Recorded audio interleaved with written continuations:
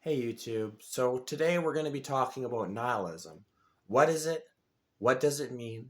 And how it affects us all, whether we realize it or not. So basically, nihilism is the idea that human existence is basically pointless, that nothing you do matters, that we're all just a bunch of monkeys floating on a rock through outer space. If we're all a bunch of monkeys, I suppose I'd rather be King Kong. Yet this atheistic, materialistic view of reality is not quite true. The meaning is what you get from it, the effects you've had on the people you've encountered, the ripple effects that your sovereignty has upon the world and its inhabitants.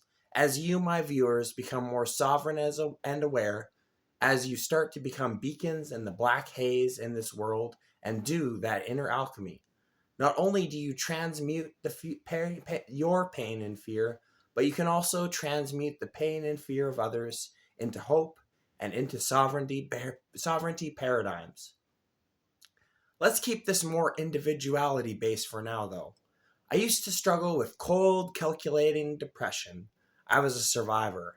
I grew up in abject poverty and lack, and yet I was always happy. Not abject poverty by third world standards that I cannot even begin to imagine. By Western standards, however, though, I was quite poor. I remember reading a book about the psychological effects of poverty and trauma on the developing brain, and the overall message was, you're basically fucked, bro. Anyways, I was a survivor. I did what I had to do to survive. I was severely depressed from a young age, filled with nihilism and existential angst. I remember the first time I tried to commit suicide. I was listening to Paradise City by Guns N' Roses. Great song, by the way. Obviously, I was just a stupid kid and the attempt failed, but the pain remained, getting caught and up in the cycle of depression. I'll tell you another interesting story. Do you remember when Facebook was caught doing that social experiment in which they showed only depressing posts to certain people and positive posts to others? I was one of their subjects of that social experiment, and it led me to deeper psychosis and ruined my Christmas, which shows how dangerous some of these social media companies can be, especially if the technology is used unethically. Now I'm constantly aware of the algorithm and wary of potential videos that might trigger these cycles.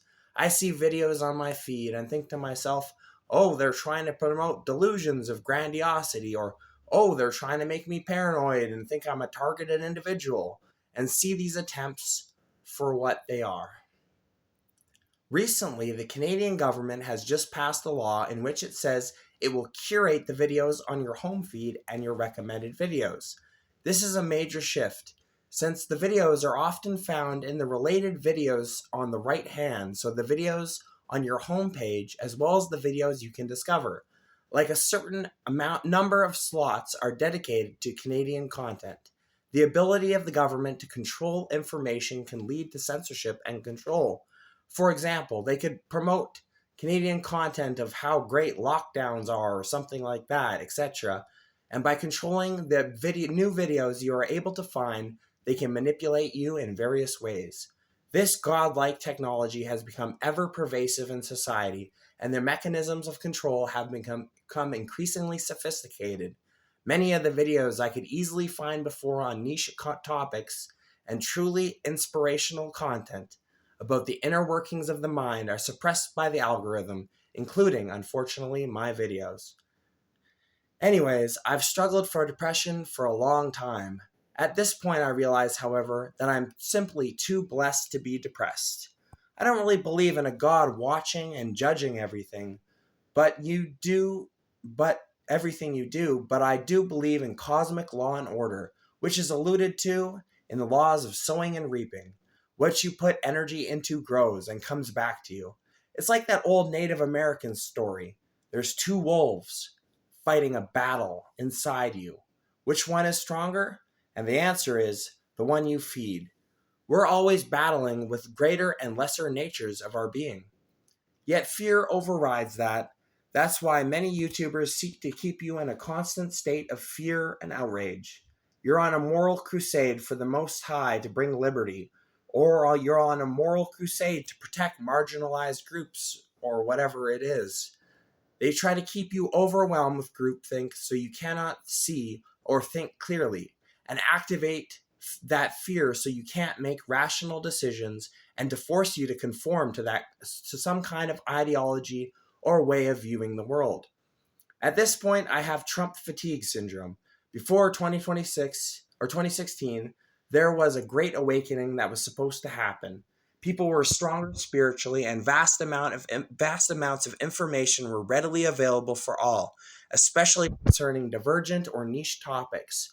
Sometimes I wish I could have left myself some kind of time capsule of that specific period.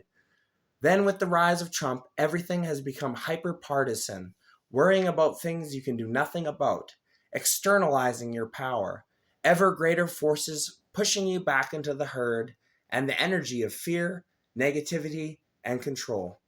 It's hard to describe the internet of 2016. It was entirely difficult. It was an entirely different landscape, with YouTube being a bastion of new and innovative ideas that would simply blow your mind. Knowledge hidden by the secret societies for decades, things no longer accessible or which have been suppressed by the algorithm.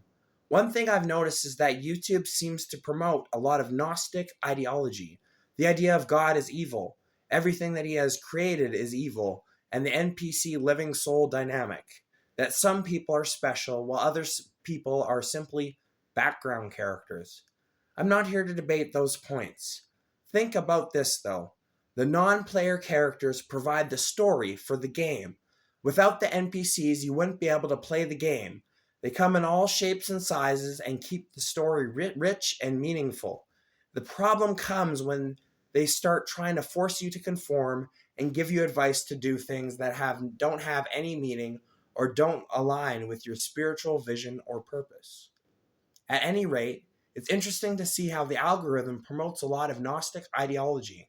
At best, they could be trying to wake the world up to the dangers of extreme religious thought, warning us that this led to the period such as the Dark Ages, where hundreds and thousands of people were not only nailed to crosses and killed, but sometimes burned alive, where terrible and inhumane forms of torture were developed, and many, many books on history and science were burned for being heretical or evil. This world has seen the unfathomable suffering and pain that religious dogma can inflict upon millions of people, and I hope that the world doesn't want to just go back to that. On the other hand, viewing our lives as some sort of evil thing, this incredible gift of life and light and existence as just some controlling God's prison planet, is, in my opinion, disempowering. Yet the atheist theory that we're all just a bunch of dumb monkeys with no spiritual powers, abilities, or higher divine potential is clearly wrong, too. People do have divine attributes. You can see this in the love for parents and their children. You can see this in the love of family and friends, and even the outpouring of support for people halfway across the world. The elite do not want humanity to realize their divine potential. They don't want us to be free.